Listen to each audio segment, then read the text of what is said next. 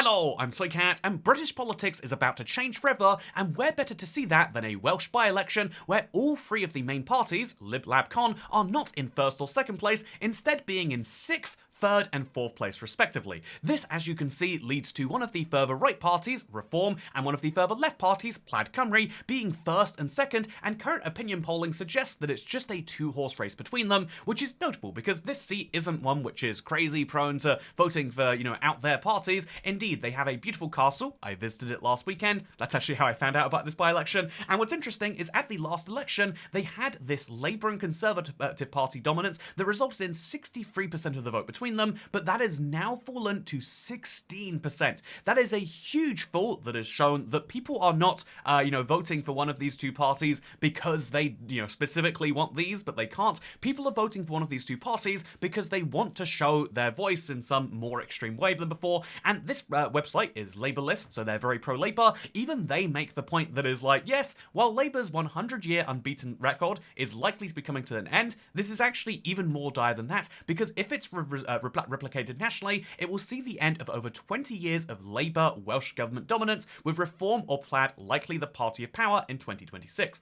This is something that is notable for Wales, but it's notable all across the rest of the UK, and a lot of people will point to this fact to say why.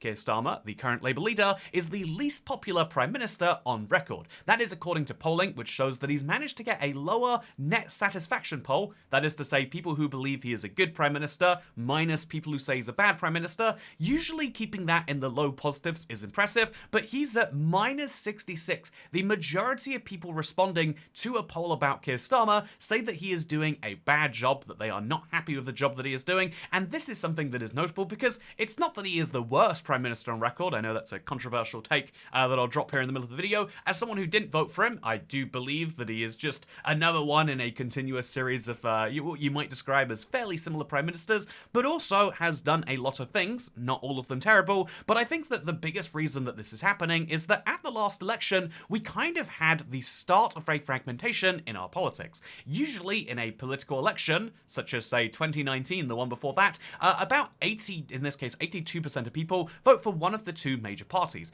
In the UK, we have a first past the post system that heavily encourages you to vote for not the party you most believe in, but instead the party of the major two which you believe is or the party of the major two in your seat which you believe is most likely to win. This sort of broke in 2024 because people were done with the Conservative Party after 14 years, but they weren't really quite ready for the Labour Party yet. Despite getting 411 seats, 2/3 of all of them that are around, the Labour Party only got 33%, which was notably less than 2019, notably less than 2017 too. Notably, it was only higher than 2015, although what you can see right here is that the amount of votes you get is important, but the amount of votes you get relative to your opposition is important, and so the Labour Party really dominated by just being more popular than the Conservatives, but only 55% of people voted for one of the two major parties. This is something that you would have assumed as a result of the huge, as a result of the Labour Prime Minister being so unpopular so soon, would have led to a huge surge in Conservative voters saying, I'm just going to vote for this next Conservative person just to make sure that we get the, I just want to get this guy out there, so I'm going to start supporting the Conservatives, even if I don't really like the Labour Party. But instead what has happened is this. This is the latest MRP poll. It's one of the highest quality polls you can get in terms of working out how people are intending to vote. It's a sample size of 7,400 people, which a lot of people say well, they don't represent the whole population, but the whole point of polling and sepsology is to kind of work out exactly how they represent the population. But according to every poll that has come out and solidified in this very reliable poll, the Reform Party are not just, at the last election they got 15% of the vote and 5 seats, which is already impressive for a minor party, but now they are on track for 36% of the vote, which is more than any other two parties combined. Lab and Conservatives, the two biggest parties traditionally over the last 100 years of politics, the only ones to form majority governments by themselves. since like 1921 or something. But if you look at looking at these two parties, they now only combined have a shared vote share, which matches Reform. This could be simply put that now there is not just previously when you disliked a leader, you voted for the other guy, but because this never truly happened between Conservatives and Labour, instead there are people who dislike the Conservatives and dislike Labour, and now have that as one big blob of hate, the establishment blob, and so people hate the establishment so much they are voting for non-establishment no matter what. I've met quite right-wing people, I've met quite left-wing people, I've met very, not politically engaged people that are like, yeah, I just want to kick the people in charge, it doesn't really bother me what happens with Reform, but what matters is that they win. Some people really like their low tax promises, some people like their immigration policies, some people really like their pledges to help workers or whatever else it is, but because they've got such a broad range of support that is mostly just like, yeah, we hate the main parties, they're ended up at 36% of the vote with 367 seats. I've spoken about why this could be in populism in a previous video, so instead let's just talk about what this means for the UK election system as a whole,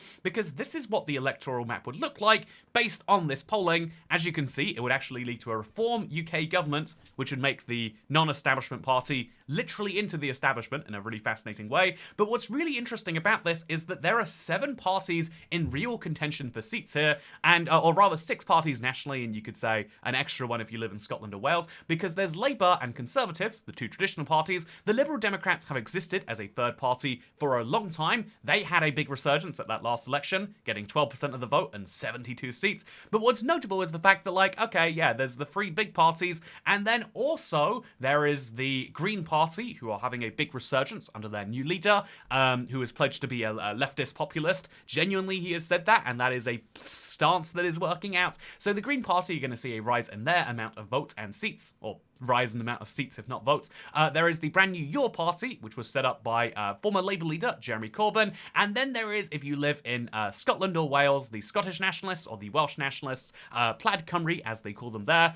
Really delightful name, I've got to say, rolls off the tongue. But what's notable is the fact that these parties are all going to be successful. And so we have a 6 to 8 party system in the UK, but we don't have an election system that properly accounts for that. So a good example of how this works is, right, previously, when in a 2-party or 2+1 party system, you vote for the party that you dislike the least. And that is a bad system, but it's one that has created these giant stable governments. But if we are about to get into a 7-party system, then you'll probably have a party that you like the most, a party you don't mind that much, you wouldn't really prefer them, but they'll get in power. Then you've got some parties you dislike and some parties you hate. Reform UK voters probably wouldn't prefer Green Party as their second choice. They would probably, begrudgingly accept that a Conservative government is better than a Labour government, or they would probably begrudgingly accept that, sure, a Labour government is bad, but can it really be worse than a government ran by, I don't know, Your Party, the Gaza Independents or whatever? There's all sorts of, layers to politics that work this way, and right now the way it works is that you don't get to express that preference, and instead, here's a crazy fact. So, Your Party people, they are all voting for a former Labour leader. If all Your Party people vote for Your Party because they believe that Gaza, or I really do believe that it's that part. Correct me if I'm wrong, but I believe they have made the biggest issue what is going down in the Middle East as their big platform, right? So their party. If these people, if Your Party voters who believe in a more left-wing version of the Labour Party all voted for Your Party, they would get 4% of the vote and 13 seats. But if they all voted for the Labour Party instead, then Labour would get 44 more seats. That is to say, they deny Labour 44 seats to get 13 of their own, which is to say the other 31 seats go to other parties, because vote splitting is very real, and 36% of the vote getting you 51% of the seats means that you don't always win elections by having most of the voters, but by having the most voters. So looking at this election map and then looking at, let's ignore the MPs at risk, you can see the more interesting table here, which is how people vote tactically and how this actually increases or decreases vote share. If you are going to vote for the Conservatives, but you see they are 5th in your area, or rather, if you were going to vote for the Conservatives, but you find out that they are 4th, then you might vote for the Reform UK party because you like the Conservatives more than Reform, but you certainly dislike Reform less than you dislike Plaid Cymru or Labour, particularly if, say, you're a unionist or whatever else, then you would vote for the Reform UK party. And so, interestingly, we have this wild situation where people would vote tactically away from the Conservatives, in some cases, and other cases people would vote tactically for them, and it would result in, because some people just really dislike Reform and will vote for Conservatives in there if they're in second place, which means Conservatives will lose voters and gain seats from tactical voting, whereas Reform will gain voters but lose seats to tactical voting. There are some seats where Reform has 30% of the vote and are the biggest party, but everyone else would rather not have a Reform government, which is what you're seeing happen right here in Wales. People are voting Plaid Cymru not because they, I mean, a lot of them might believe in Welsh independence, but a lot of them which is their biggest individual policy, but a lot of people are probably just like, yeah, I don't want a Reform UK government, and so if I have to slightly weaken the union, or whatever you want to believe there, then that's kind of worth it to me. This is the interesting thing happening like, the only way that you can respond to your preferences right now is tactically voting, but there is actually another choice. So, by the way, you can really see, I think looking at most important issues, you can really see that we kind of have a two-party dichotomy sitting underneath this previous thing. Lab and Lib voters broadly have the same opinions about, say, immigration and border control, about the National Health Service being one of the most important things. They believe that crime, police, and justice is important, but not that important. They believe that social care is important-ish, and that climate change is more important than Reform and Con voters. If you look at these two tables, you can see that they really sort into things Conservative and Reform Party voters vote for, and things that Labour and Labour Party believe is important. But as a result, we have this weird situation where either we can keep going into this tactical system where you vote for the party that you look at your local constituency and you try to vote for the party that you kind of believe has the best odds of winning that you don't hate, and then we get a weird election with 7 different parties. Or we go into a new election system that represents this. So I think this is something the Labour Party are unlikely to push for. The Labour Party would like to have a leader that is more popular and hopefully to win another election by minor odds like this. The Labour Party could genuinely lose votes. If they're at 30% of the vote and Reform are at 28% or something like that, that's enough for them to win. The Labour Party are in a situation where they can tactically win, not by being wildly popular, but by just hoping that everyone who votes for everyone else splits perfectly against them. So obviously the Labour Party would like it if Green Party voters or your party voters would vote for them. But if they're not going to vote for them, if the people to the left of them instead voted for other people, it could work out in their favour, and even despite their wild unpopularity, they would still be the second biggest party, and only a few percent vote share, say an 8% swing away from Reform, from being the biggest individual party. It is crazy that our election system works that way, and so the only fix for this would be proportional representation. That is to say, when you have 7 parties that you feel different ways about, the easiest fix would be proportional representation, which is to say that, okay, rather than saying that the biggest blob here is this blob over here, and therefore this party gets to rule over everyone, or rather than saying, well, this party over here technically was the biggest by, rather than having a system that exists like this, proportional representation would force people, rather than saying you have to be the biggest individual party, you have to get a combined majority of vote shares, which Labour has said they're there for. Every time they are out of government, they say they want to deliver on, proportional representation, and they've seemingly every time they get a victory from first past the post, they're like, wow, isn't this nice? The Conservative Party, at least to give them credit, are consistently against proportional representation. I think their entire party dies the moment proportional representation comes in, so they've got a good keeping themselves, going sort of system there. The Liberal Democrats are very deeply in favour. The Green Party are in favour. Reform UK are in favour. Plaid Cymru are in favour. SNP are in favour. And so every party is in favour besides the Conservatives, and when the Labour Party win, them. Meaning that the only way that we actually get a proportional representation system is if we end up with a system where someone else wins, which could be the defining credit of a reformed government. Or it could be that all of these parties that say they support it would support it until they get in charge as one of the big parties, at which point they might not like it very much. I mean, right now, if you're a Reform UK voter and you believe that they have a right to change the country, you would have to concede that even with their record high polling, they would need to have a coalition with proportional representation. And so you have to decide between what is right and what is, might. What is the fact that, well, this is enough share to get major changes that people believe are important through, such as immigration, etc.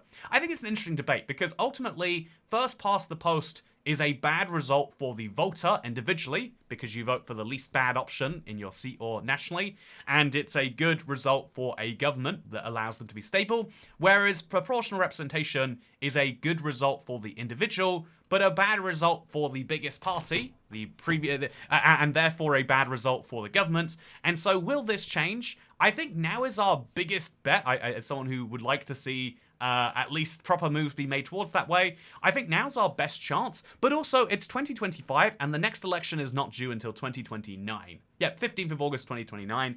In that time, there will be major changes to all of the parties, and I think that honestly, the best, in terms of like what happens if we have a little moment of speculation, I think that realistically you have to see some of the major parties merge. All it takes is any two of these parties to merge, all of the left wing and Labour, or even just one of the left wing parties and Labour, or Labour and Liberal Democrats, or the Liberal Democrats and the Conservatives, or the Conservatives and Reform. Any two parties merge and they will guarantee their victory. So really, we are watching a situation where in the current electoral system, the most important thing is not how good any party does or convinces people, it's how good any party can merge into another one.